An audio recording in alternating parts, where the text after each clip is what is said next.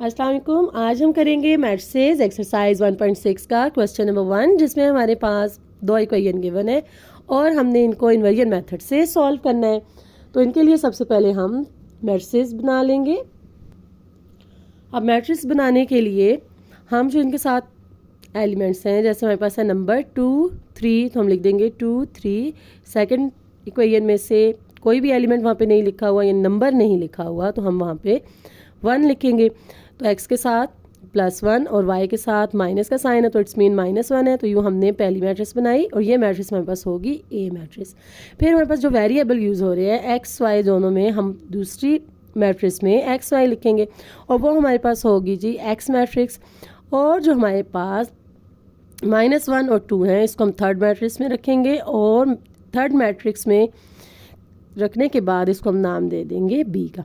अब हमने देखा कि हमारे पास इक्वेशन के मुताबिक a और x वाली वैल्यू जो है ये इन दोनों का प्रोडक्ट हमारे पास इक्वल है b मैट्रिक्स के। तो अब हमने इसको यहाँ पे x की वैल्यू फाइंड करनी है, तो हमारे पास a यहाँ पे मल्टीप्लाई हो रहा है, वो दूसरी साइड पे आके डिवाइड होगा और उसको हम फिर इस फॉर्म में लिख सकते हैं, यानी a इन्वर्स b। और यूँ हमारे पास x इक्वल हो जाएगा a इन्वर्स b के। तो अब हमने इसको सॉल्व करना है और इसके लिए हमने सबसे पहले a इन्वर्स को सॉल्व करना है। ए इन्वर्स के लिए हमने फाइंड करना है जी डिटर्मिनेंट ऑफ ए और एडजॉइंट ऑफ ए। तो पहले हम डिटर्मिनेंट ऑफ ए करेंगे, जिसमें हमने क्रॉस में एलिमेंट्स को मल्टीप्लाई करना है और फिर हमने फर्स्ट एलिमेंट के जो प्रोडक्ट हैं, यानी फर्स्ट प्रोडक्ट में से माइनस कर देना है सेकंड प्रोडक्ट को। तो ये हमारे पास आंसर आ जाता है -5। अब हमने डिटर्मिनेंट तो फाइंड कर लिया, अब हम फाइंड करेंगे एडजॉइंट। तो एडजॉइंट फाइंड करने के लिए हमने फर्स्ट और थर्ड एलिमेंट की जगह चेंज कर देनी है, जबकि दूसरे दो जो एलिमेंट हैं उनके साइन चेंज करने हैं, तो हमने वो चेंज किए। अब जैसे ही हमारे पास इनके साइन चेंज होंगे और इन्वर्स कंप्लीट हो जाएगा हमारे पास ए इन्वर्स, तो हमने इनकी वैल्यू यहाँ पे पुट कर देनी है।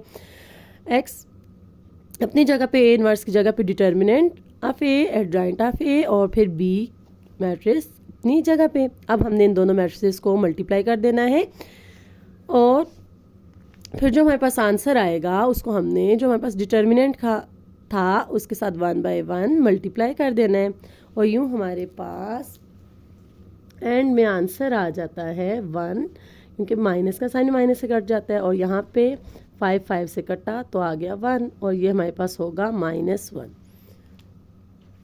और फिर हमें पता है कि x जो है वो हमारे पास इक्वल था एक्स वाई के, तो इट्स मीन जो हमारे पास एलिमेंट ऊपर है वो हमारे पास इक्वल है एक्स के और जो एलिमेंट मैट्रिक्स में नीचे हैं वो हमारे पास इक्वल है वाई के।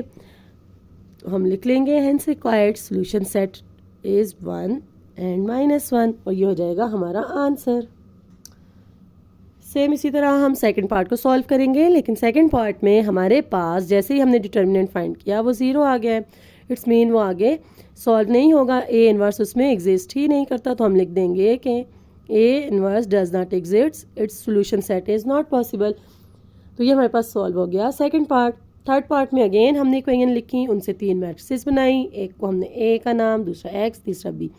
फिर हमने एक्स के लिए इन्वर्स फाइंड करना है और उसको बी से मल्टीप्लाई करना है। तो हमने इन्वर्स के लिए फाइंड करना है डिटर्मिनेंट और एडजॉइंट। अब हमने ए इन्वर्स की वैल्यू यहाँ पे पुट करनी है और इनको आपस में मल्टीप्लाई कर देना है। तो यूँ हमारे पास आंसर आ जाता है जी +2 और -1/2। अब यहाँ पे हमारे पास जब वैल्यू आई तो एक होल नंबर में थी और एक फ्रैक्शन में थी, तो हमने इसके लिए रफा कर देना है। हमने क्रॉस से मल्टीप्लाई किया एलिमेंट्स को और फिर हमारे पास यूँ आंसर आ जाएंगे और हमारे पास वैल्यू बन जाती है -1/2 इनको सॉल्व करने से, और वो हम यहाँ पे लिख लेंगे। और यूँ हमारे पास अगेन x की वैल्यू आ गई 2 और y की वैल्यू आ गई -1/2 और ये है जी हमारे पास सॉल्यूशन सेट। अब इसी तरह हम लोग ने फोर्थ पार्ट को भी सॉल्व कर लेना है और उसमें भी हमारे पास यूँ 3 मैट्रिसेस होंगी। इन्वर्स फाइंड करना है ए इन्वर्स और फिर उसका जो आंसर आएगा उसको b के साथ मल्टीप्लाई कर देंगे और उनके आंसर को जब हमने मल्टीप्लाई किया तो हमारे पास x की वैल्यू आ गई -1 और y की वैल्यू भी आ गई -1। तो ये होगा जी हमारे पास सॉल्यूशन सेट।